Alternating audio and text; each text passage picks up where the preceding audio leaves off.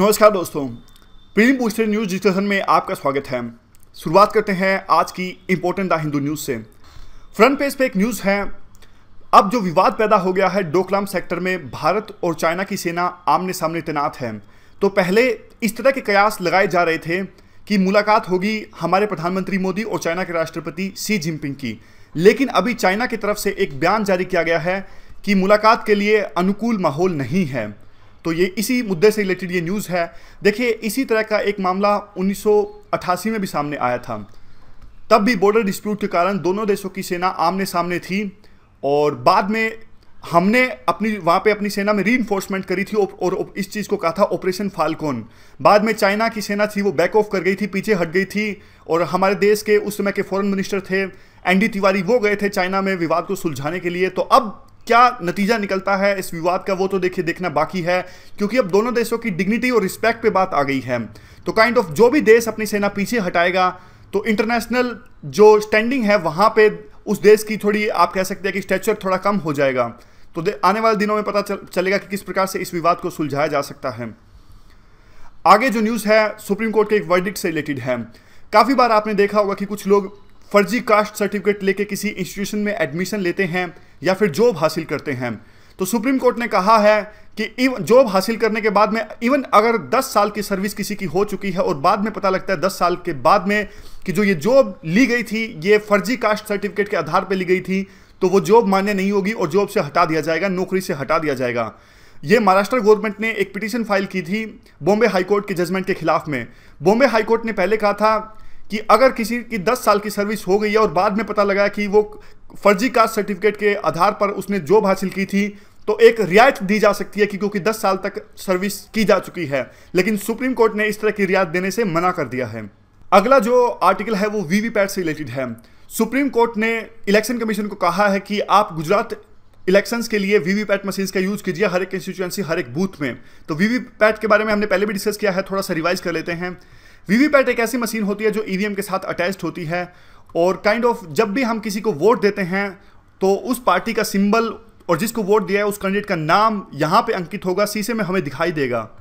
तो इससे वेरीफाई किया जा सकता है बाद में। काइंड ऑफ एक स्लिप जनरेट होगी और बाद में साइड हो जाएगी और जब भी बटन दबेगा एक नई स्लिप जनरेट होगी। तो बाद में ईवीएम के साथ साथ ये इन स्लिप्स की सहायता से भी वेरिफिकेशन की जा सकती है कि जो रिजल्ट आया है उस पर्टिकुलर ईवीएम से किस कैंडिडेट को कितने वोट दिए हैं। तो एक अच्छा जो काफ़ी ट्रांसपेरेंसी इलेक्शंस में आ जाती है और जिन पॉलिटिकल पार्टीज को काफ़ी बार डाउट रहता है कि जो ईवीएम्स में डाउट है, तो इन वीवीपैट मशीन की सहायता से वो डाउट दूर किया जा सकता है। तो national commission for backward class से रिलेटेड है। पार्लियामेंट में पिछले दिनों हमने पढ़ा था कि एक बिल पेश किया गया है national commission for backward class को कॉन्स्टिट्यूशनल स्टेटस देने के लिए।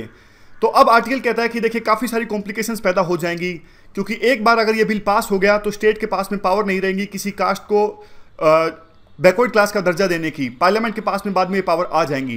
तो अभी कई सारे स्टेट्स ने कई सारी कम्युनिटीज़ को, जैसे उदाहरण के तौर पर राजस्थान में गुज्जर्स को स्पेशल बैकवर्ड क्लास का दर्जा दिया हुआ है। तो ये जो सारे इश्यूज हैं काफ़ी कॉम्प्लिकेट हो जाएंगे। तो उसी से रिलेटेड ये न्यूज़ है। अगली न्यूज़ पेटा से रिलेटेड है। जल्लीकट्टू पे एक बहुत बड़ी मूवमेंट चली थी तमिलनाडु के अंदर में और काफ़ी विरोध हुआ था। लोगों ने, सुप्रीम कोर्ट ने जब जल्लीकट्टू पर बैन लगा दिया था तो लोगों ने काफ़ी विरोध किया था इस चीज़ का। तो बाद में तमिलनाडु सरकार ने, वहाँ पे तमिलनाडु असेंबली ने एक ऑर्डिनेंस पास किया गया था और जल्लीकट्टू को अलाउ करने के लिए, और जल्लीकट्टू था वो संपन्न हुआ था। तमिलनाडु की बात हम कर रहे हैं। तो अब पेटा ने, जो कि एक एनजीओ है, फिर से सुप्रीम कोर्ट में एक पिटीशन फाइल की है कि तमिलनाडु सरकार ने जो ऑर्डिनेंस पास किया था और जिसे बाद में कानून बनाया गया था उस कानून को आप निरस्त कर दीजिए, इनवैलिडेट कर दीजिए, क्योंकि जो जल्लीकट्टू जो ये खेल है जो एनिमल राइट्स के खिलाफ में है और जो बुल्स का काफ़ी एक्सप्लॉयटेशन होता है इस खेल के अंदर में, प्रॉपर वीडियोस के साथ में पेटा ने इस प्रकार के एविडेंस दिए हैं सुप्रीम कोर्ट को। तो पेटा जो ऑर्गेनाइजेशन है काफ़ी सुर्खियों में रहते हैं, उसके बारे में हम थोड़ा सा डिस्कस कर लेते हैं। 22 मार्च 1980 को ये ऑर्गेनाइजेशन इस्टेब्लिश की गई थी। फोकस इसका होता है एनिमल राइट्स के लिए लड़ना। लोकेशन जो हेडक्वार्टर है वो वर्जीनिया यूनाइटेड स्टेट्स के अंदर में है। ऑलमोस्ट 6.5 मिलियन सपोर्टर्स हैं इस ऑर्गेनाइजेशन के। और पेटा वैसे ये अमेरिका के अंदर में है, लेकिन जो इसकी ब्रांचेज है कई सारे देशों में है। नॉन प्रॉफिट कॉरपोरेशन ये है। तो काइंड ऑफ इस तरह के क्वेश्चन पूछे जा सकते हैं कि पेटा कोई इंटर गवर्नमेंटल ऑर्गेनाइजेशन है, यूएन का पार्ट है? नहीं, सिर्फ एक एनजीओ है। अब पीआईबी की इंपॉर्टेंट चीज़ें हम डिस्कस कर लेते हैं। अब देखिए, ये इलेक्शन कमीशन ने क्लैरिफिकेशन दी है। प्रेसिडेंशियल इलेक्शंस में अगर किसी पार्टी का कोई एमएलए या एमपी अपनी पार्टी के खिलाफ जाके वोट देता है तो क्या वो एमपी या एमएलए एंटी डिफेक्शन एक्ट के तहत में उसकी क्वालिफिकेशन यानी उसकी जो मेंबरशिप है वो जा सकती है? आप बताइए, जा सकती है कि नहीं जा सकती है? देखिए मैं आपको इस इशू पे बताता हूं। वैसे तो देखिए जो एंटी डिफेक्शन एक्ट है जो 10th शेड्यूल के अंदर में आता है, अगर कोई भी पार्टी विहिप जारी करती है तो विहिप जारी होने के बाद में कोई भी एमएलए या जो एमपी है अपनी पार्टी के अगेंस्ट में जाके वोट नहीं दे सकता। लेकिन यहां पे जो प्रेसिडेंशियल या वाइस प्रेसिडेंशियल इलेक्शंस होते हैं या फिर राज्यसभा की मेंबरशिप के लिए जो इलेक्शंस होते हैं वहां पे कोई भी पार्टी विहिप जारी नहीं कर सकती। यानी एमएलएज और एमपी जो हैं अपनी मर्जी के हिसाब से किसी भी कैंडिडेट को वोट दे सकते हैं। जैसे 1969 का मैं आपको एग्जांपल देता हूं, तब इंदिरा गांधी द्वारा जो खड़ी गई कैंडिडेट थी उन्होंने कहा था कि आप अपनी अंतरात्मा की आवाज़ पर वोट दीजिए। तो अभी मीरा कुमार भी कह रही हैं कि आप अपनी अंतरात्मा की आवाज़ पर वोट दीजिए। तो ये इसलिए कहते हैं क्योंकि जो प्रेसिडेंशियल इलेक्शंस होते हैं उसमें विहिप नहीं लगता, यानी कोई भी जो मेंबर है एमएलए एमपी अपनी मर्जी के हिसाब से वोट दे सकता है। लेकिन अगर इन 3-4 इलेक्शंस को छोड़ दिया जाए, प्रेसिडेंशियल इलेक्शंस या वाइस प्रेसिडेंशियल इलेक्शंस या फिर जो राज्यसभा की सीट्स के लिए इलेक्शंस होते हैं, उनको छोड़ के जब भी कोई बिल को पास करने की बारी आती है या फिर जो भी वोटिंग होती है पार्लियामेंट में या फिर असेंबली में, तब विहिप के अनुसार ही मेंबर्स को वोट देने पड़ते हैं, अदरवाइज उनकी मेंबरशिप चली जाएगी। बस ये चीज़ आप याद रखना। और एक सिंपल सी चीज़ तो ये है कि प्रेसिडेंशियल इलेक्शंस के लिए जो वोटिंग है वो कंपलसरी नहीं होती। एंटी डिफेक्शन लॉ आपको पता होगा 10th शेड्यूल के अंदर में आता है और 52वीं यानी 52 अमेंडमेंट के तहत में ये बिल बनाया गया था। 1985 की बात है। कौन डिसाइड करता है? कौन डिसाइड करता है कि किस मेंबर्स को डिस्क्वालीफाई करना है? फाइनल अथॉरिटी कौन है? जिसमें जो स्पीकर होते हैं वो फाइनल अथॉरिटी होते हैं एंटी डिफेक्शन लॉ के अंतर्गत में। और एक जो इंपॉर्टेंट बात आपको याद रखनी है कि कोई टाइम लिमिट नहीं रखी गई है कि स्पीकर को कितना समय लेना है डिस्क्वालिफिकेशन का जो केस है उसको सोल्व करने में, ऐसी कोई टाइम लिमिट नहीं रखी गई है। अगला आर्टिकल ब्रिक्स से रिलेटेड है। ब्रिक्स के कल्चर मिनिस्टर्स की सेकंड मीटिंग हुई। ये मीटिंग संपन्न हुई तियानजिन चाइना के अंदर में। तो ब्रिक्स के बारे में थोड़ा सा हम डिस्कस कर लेते हैं। ब्रिक्स का जब निर्माण किया गया था शुरू में 4 देश थे इसके अंदर में। साउथ अफ्रीका नहीं था, बाद में साउथ अफ्रीका भी आ गया था 2010 के अंदर में। तो अब 5 देश हो गए थे BRICS as for South Africa. सबसे पहला जो समिट हुआ था वो रशिया में हुआ था और उसके बाद में अभी जो पिछला समिट हुआ 2016 में वो गोवा में इंडिया में हुआ था। अगला जो समिट होगा 2017 में वो चाइना में होगा। 2016 में जो इंडिया में समिट हुआ था उसकी थीम थी building responsive inclusive and collective solutions. और जो भी 5 मेंबर्स हैं ब्रिक्स के वो सभी G20 के अंदर में आते हैं। तो यूपीएससी इसी प्रकार से क्वेश्चन पूछती है। 2015 में यूपीएससी ने क्वेश्चन पूछा था कि आप पहला समिट जो हुआ था वो ब्राज़ील में हुआ था? नहीं, पहला समिट ब्राज़ील में नहीं हुआ था, ये रशिया में हुआ था। तो थोड़ा बहुत जो फैक्ट्स हैं हमें याद रखने हैं क्योंकि काफ़ी ज़्यादा फैक्ट्स आजकल यूपीएससी पूछ रही है। तो छोटे छोटे फैक्ट्स में हमें ध्यान देने की आवश्यकता है, खास करके वो ऑर्गेनाइजेशंस जिसमें इंडिया मेंबर है। आगे जो आर्टिकल है वो जिज्ञासा से रिलेटेड है। जिज्ञासा एक ऐसा इनिशिएटिव है जिसमें स्टूडेंट और साइंटिस्ट को आपस में कनेक्ट किया जाएगा ताकि स्टूडेंट्स को काफ़ी कुछ सीखने को मिल सके साइंटिस्ट से। ये काइंड ऑफ एक इनिशिएटिव स्टार्ट किया गया है CSIR और केंद्रीय विद्यालय संगठन ने मिलके। फोकस यही है कि जो स्टूडेंट्स हैं उनके अंदर में एक जिज्ञासा पैदा की जाए ताकि आगे जाके वो रिसर्च पर ध्यान दे सकें और एक प्रकार से अपनी जो इच्छा शक्ति डिजायर है चीज़ों को जानने की वो डेवलप कर सकें, नर्चर कर सकें और बाद में वो रिसर्च फील्ड की तरफ आकर्षित हो सकें। तो इसीलिए स्कीम चलाई गई है जिज्ञासा। तो CSIR के बारे में हम थोड़ा सा डिस्कस कर लेते हैं। इसे इस्टेब्लिश किया गया था 1942 के अंदर में। और इंपॉर्टेंट बात यह है जो इसके चेयरमैन होते हैं वो प्राइम मिनिस्टर होते हैं और ये एक ऑटोनोमस बॉडी है।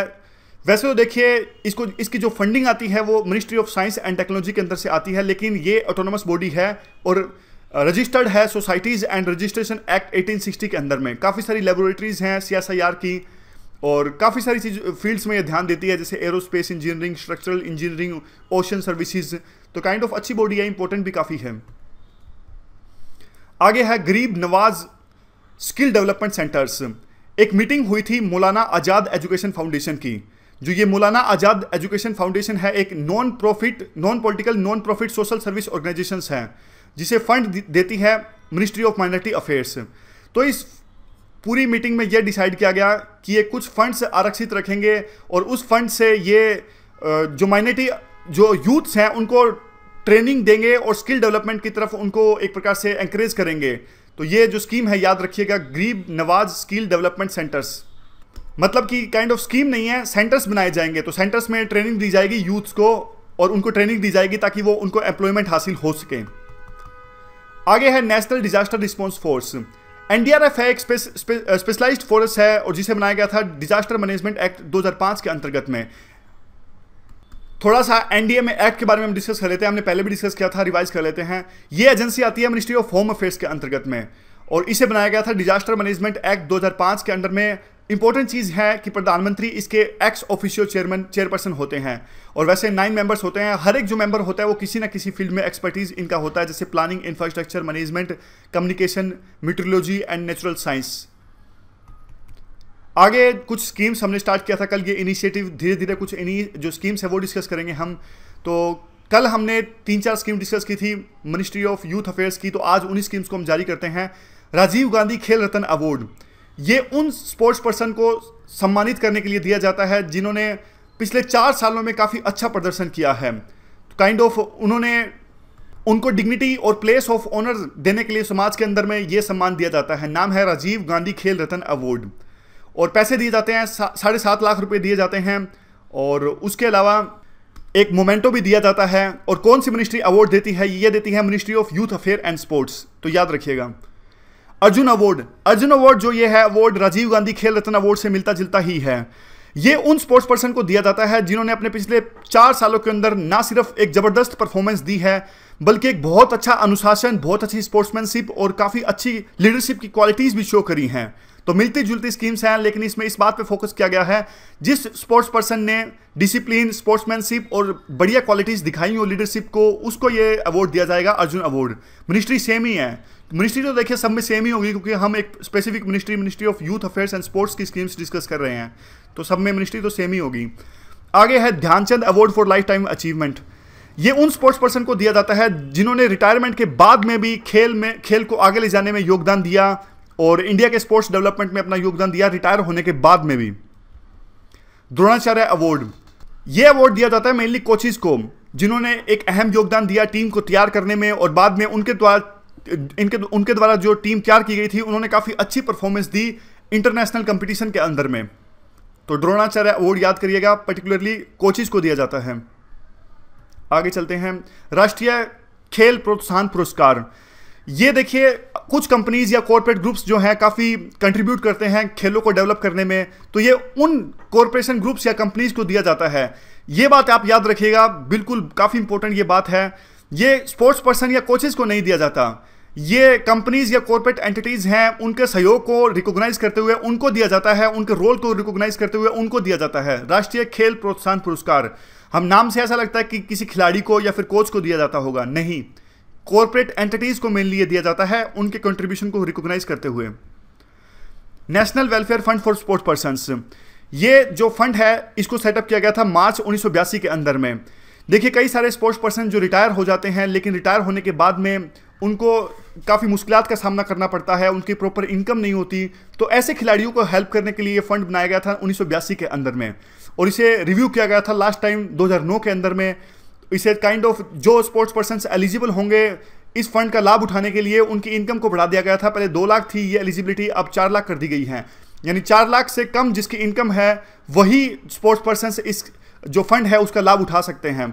और तो टाइम टू टाइम गवर्नमेंट इसमें तब्दीली भी करती है कि जितना फायदा उनको होता है, जितना पैसा दिया जाता है उसको बढ़ाती रहती है। आगे है कम एंड प्ले स्कीम। 2002 में दिल्ली के अंदर में कॉमनवेल्थ गेम्स आयोजित हुए थे और उस समय देखिए काफ़ी सारे स्टेडियम्स बनाए गए थे।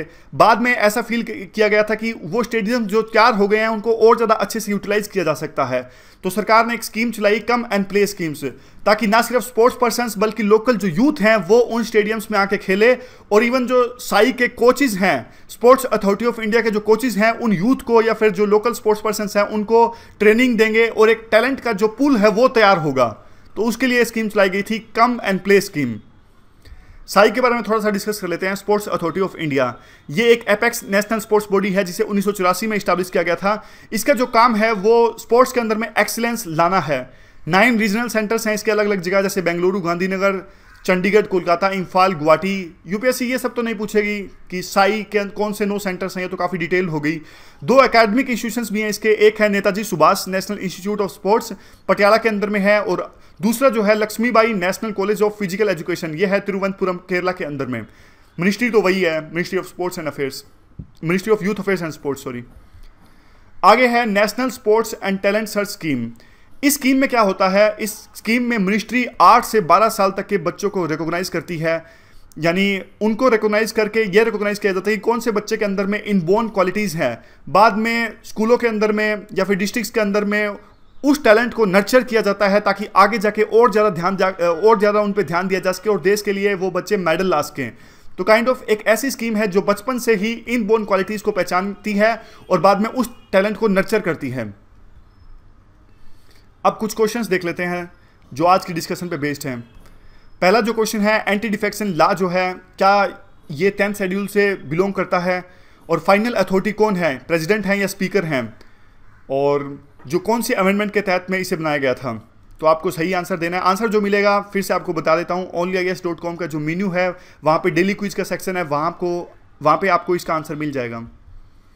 अगला जो क्वेश्चन है वो प्रेसिडेंशियल इलेक्शन से रिलेटेड है। क्या प्रेसिडेंशियल इलेक्शंस में वोटिंग जो है वो कंपलसरी होती है? अगला जो क्वेश्चन है वो नेशनल डिजास्टर मैनेजमेंट अथॉरिटी से रिलेटेड है। एनडीएमए को कौन से एक्ट के तहत इस्टेब्लिश किया गया था? चेयरमैन कौन होता है? क्या होम मिनिस्टर होते हैं, प्राइम मिनिस्टर या फिर कोई दूसरे मिनिस्टर होते हैं? नोडल मिनिस्ट्री कौन सी है? तो इसका आंसर आपको देना है। अगला क्वेश्चन राजीव गांधी खेल रत्न अवार्ड से रिलेटेड है। कितने पैसे दिए जाते हैं और कौन सी मिनिस्ट्री इस अवार्ड को देती है स्पोर्ट्स पर्सन्स को? और अगला है क्वेश्चन, इंपॉर्टेंट क्वेश्चन, जिज्ञासा से रिलेटेड है। जिज्ञासा कौन सा इनिशिएटिव है, किस लिए है, कौन सी ऑर्गेनाइजेशंस ने मिलकर ये इनिशिएटिव स्टार्ट किया है? तो आज की सारी स्कीम्स, काफ़ी सारी स्कीम्स हमने डिस्कस करी, पीआईबी की न्यूज़ हमने डिस्कस करी और द हिंदू भी हमने डिस्कस किया। रिकैप कर लेते हैं। राजीव गांधी खेल रत्न अवार्ड के बारे में हमने जाना, अर्जुन अवार्ड के बारे में जाना, Dhyan Chand award for lifetime achievement के बारे में जाना, द्रोणाचार्य अवार्ड के बारे में हमने डिस्कस किया, राष्ट्रीय खेल प्रोत्साहन पुरस्कार जो कॉर्पोरेट एंटिटीज़ को दिया जाता है वो भी हमने डिस्कस किया, national welfare fund for sports persons, बाद में रिटायर होने के बाद में जो मुश्किल भरी सिचुएशन में होते हैं, परिस्थितियों में होते हैं, उनको कुछ पैसों का लाभ दिया जाता है, इसके बारे में हमने डिस्कस किया था। कम एंड प्ले स्कीम के बारे में हमने डिस्कस किया। National sports talent search scheme के बारे में भी हमने डिस्कस किया। द हिंदू में हमने काफ़ी सारी चीज़ें डिस्कस करी। मोदी और जो चाइना के प्रेसिडेंट हैं सी जिनपिंग, उनकी मुलाकात नहीं होगी G20 के समिट में।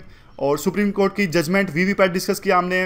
नेशनल बैकवर्ड क्लास कमीशन है, उसको कॉन्स्टिट्यूशनल स्टेटस दिया जाना है, वो भी हमने डिस्कस किया। पेटा के बारे में डिस्कस किया। पीआईबी में हमने काफ़ी सारी चीज़ें डिस्कस करी। प्रेसिडेंशियल इलेक्शंस में विहिप जारी नहीं कर सकती पॉलिटिकल पार्टीज, ये डिस्कस किया। एंटी डिफेक्शन लॉ डिस्कस किया। ब्रिक्स के कल्चर्स की मीटिंग डिस्कस की, थोड़ा बहुत ब्रिक्स भी डिस्कस किया। गरीब नवाज स्किल डेवलपमेंट सेंटर्स के बारे में डिस्कस किया। एनडीआरएफ और एनडीएमए के बारे में भी हमने डिस्कस किया। तो आज के डिस्कशन में बस इतना ही। Thank you very much for discussion.